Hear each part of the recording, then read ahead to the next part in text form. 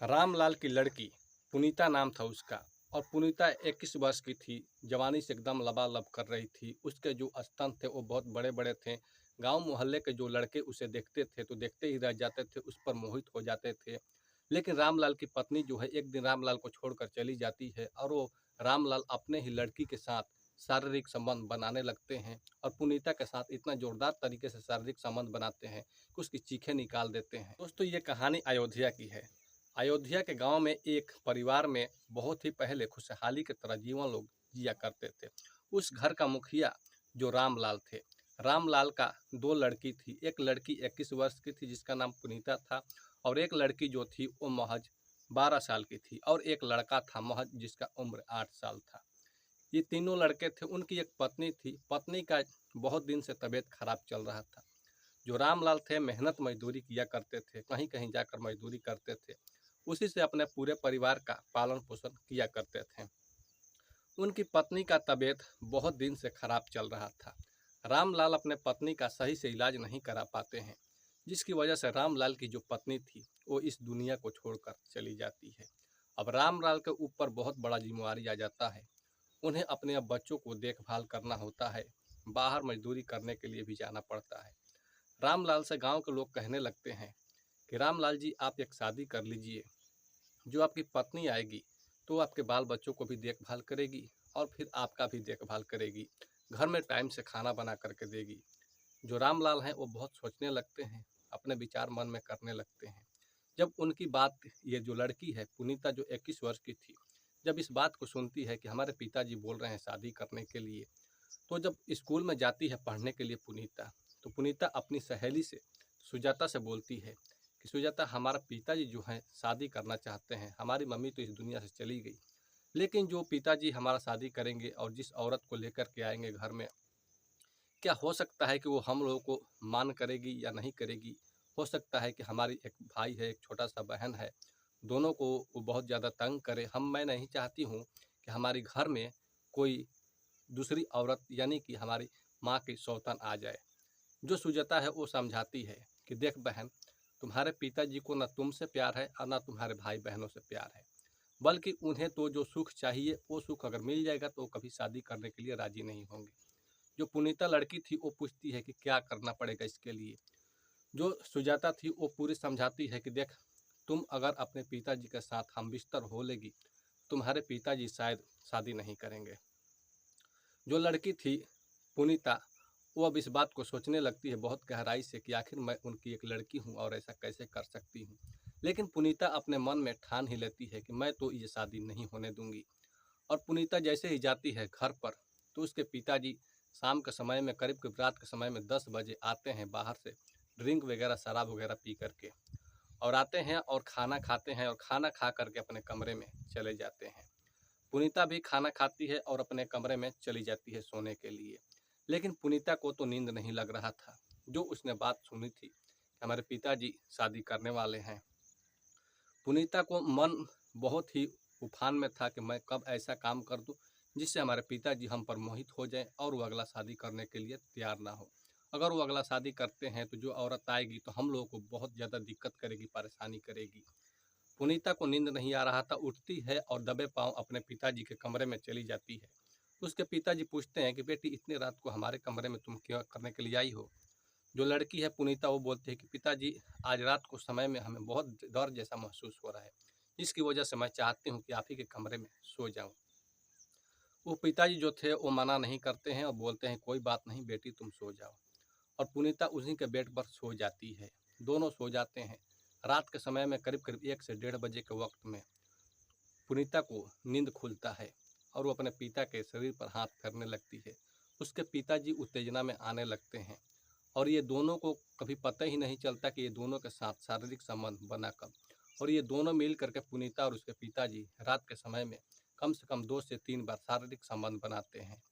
और जो पिताजी थे उसके पुनीता के साथ इतने जोरदार तरीके से शारीरिक संबंध बनाते हैं कि पूजा का बुरा हाल कर देते हैं। और जैसे ही सुबह होता है तो पुनीता उठती है तो लंगड़ा करके चलने लगती है और पुनीता अपने पिताजी से नज़र भी नहीं मिला पाती है। लेकिन जो उसके पिताजी थे वो अब इस शादी करने के लिए कभी नाम ही नहीं लेते थे, क्योंकि जो चरम सुख जो उसके पिताजी को, जो रामलाल को चरम सुख मिलने लगा, उसकी वजह से अब वो शादी का कभी भी कतई नाम ही नहीं लेते थे। जब स्कूल में जाती है पढ़ने के लिए पुनीता, तो जो उसकी सहेली थी पूछती है कि क्या हुआ बहन, जो हमने ट्रिक बताया था उस ट्रिक को तुमने इस्तेमाल किया? तो जो पुनीता है वो बोली कि हाँ, मैंने तो उस ट्रिक को इस्तेमाल किया। अब हमारे पिताजी का मूड साफा बदल चुका है, अब वो शादी करने के लिए कुछ नहीं बोल रहे हैं। जो सुजाता है बोलती है कि देख बहन, जो हमने ट्रिक बताया था वो ट्रिक तुम्हारा 100% काम कर गया, अब तुम्हारे पिताजी कभी शादी नहीं करेंगे। और पुनीता और उसके रामलाल पिताजी के साथ प्रतिदिन अब हमेशा बराबर शारीरिक संबंध बनते रहता। रामलाल अपने बेटी के साथ इतने जोरदार तरीके से शारीरिक संबंध बनाता था कि अपनी लड़की पुनीता का चीखे निकाल देता था। लेकिन जैसे ही 3 महीने 4 महीने का वक्त बीतता है तो जो लड़की थी पुनीता, वो गर्भवती हो जाती है। रामलाल अपने लड़की को लेकर जाते हैं शहर में, हॉस्पिटल में जाते हैं और कुछ मोटी रकम डॉक्टर को दे करके उसका जो है कि ऑपरेशन करवा देते हैं। फिर अपने बेटी को लेकर के घर पर चले जाते हैं और फिर इन दोनों का बाप बेटी का सिलसिला जो है इसी प्रकार से चालू हो जाता है, शारीरिक संबंध बनाना। और ऐसा होता है कि जब फिर पुनीता जो है गर्भवती हो जाती है और उसके पिताजी को पता ही नहीं रहता है और पुनीता का जो पेट है आहिस्ता आहिस्ता बढ़ने लगता है और पुनीता प्रतिदिन अपने स्कूल में जाती थी पढ़ने के लिए। लेकिन गांव के और जो आस पड़ोस के जो लोग थे वो इस बात को जान रहे थे कि दोनों को बाप बेटी में कुछ गलत रिश्ता जरूर है, जिसकी वजह से रामलाल पहले तो शादी करने के लिए बोल रहा था लेकिन अब शादी करने के लिए कतई नहीं बोलता है। और पुनीता का थोड़ा सा जो पेट था आगे की ओर आ रहा था, जो आस पड़ोस की औरतें थी वो इस बात को देख कर पुनीता को ताना मारने लगती है। जब पुनीता बाजार में जाती थी तो जो गांव के लफंगे जो थे, लड़के थे, वो भी पुनीता को देख करके और ताना मारने लगते थे और ये इस बात को बोलते थे कि पुनीता देखो कितना स्मार्ट माल है और अपनी पिताजी के साथ ही शारीरिक संबंध बनाती है। क्योंकि जो पुनीता थी उसका अब बहुत ही बुरा हाल हो गया था, वो अब रास्ता भी नहीं चल पा रही थी। पुनीता क्या काम करती है, एक दिन वक्त जब ऐसा आता है कि वो अब घर से निकलना भी उसका मुश्किल हो गया, जो उसके पेट में गर्भ था वो करीब करीब 8 महीने का हो गया। तो पुनीता क्या काम करती है कि एक पंखे से अपने घर में ही फंदा बनाकर और फांसी लगा करके उसी फंदे पर झूल जाती है और पुनीता का मृत्यु हो जाता है। गांव में सनसनी जैसा ये मामला फैल जाता है और गांव के लोग इकट्ठा हो जाते हैं। गांव के लोग जब इकट्ठा होते हैं तो सभी लोग अपने आप में बात करने लगते हैं कि आखिर लड़की का मौत कैसे हुआ। उसके पिताजी बोलते हैं कि हमारी लड़की का किसी दूसरे लड़के से अवैध संबंध चल रहा था और हमारी लड़की जो थी गर्भवती हो चुकी थी और लड़का शादी करने से मना कर दिया, जिसकी वजह से हमारी लड़की जो है फांसी लगा ली और उसका मौत हो गया। उसी लोगों में से एक ऐसा व्यक्ति था जो कि थाने में इस बात का इंफॉर्मेशन दे देता है। पुलिस आती है, डेड बॉडी को पंचनामा बनाती है, पंचनामा बनाने के बाद उसे पोस्टमार्टम के लिए भेज देती है और उसके पिताजी रामलाल को थाने लेकर के चली जाती है। थाना ले जा करके पूछताछ करने पर रामलाल बहुत इधर उधर के कहानियां बना करके बोल रहे थे कि हमारी लड़की को हम कुछ नहीं जानते थे, हमारी लड़की को किसी दूसरे लड़के के साथ चक्कर चल रहा था और हमारी लड़की गर्भवती हो गई और वो लड़का छोड़कर चला गया और जब शादी नहीं किया तो हमारी लड़की ने इस काम को कर लिया। जब पुलिस बहुत ही सख्ती के साथ जब पूछताछ करती है तो रामलाल अपने सारे सच्चाई को कबूल कर लेता है और ये भी बता देता है कि हमारी पत्नी को मृत्यु हो गया और मैं चाहता था शादी करना, लेकिन जो हमारी लड़की थी, हमारी लड़की ही हमें चरम सुख देने लगी और मैं अपने लड़की के साथ ही शारीरिक संबंध बनाने लगा, जिसकी वजह से हमने शादी नहीं किया।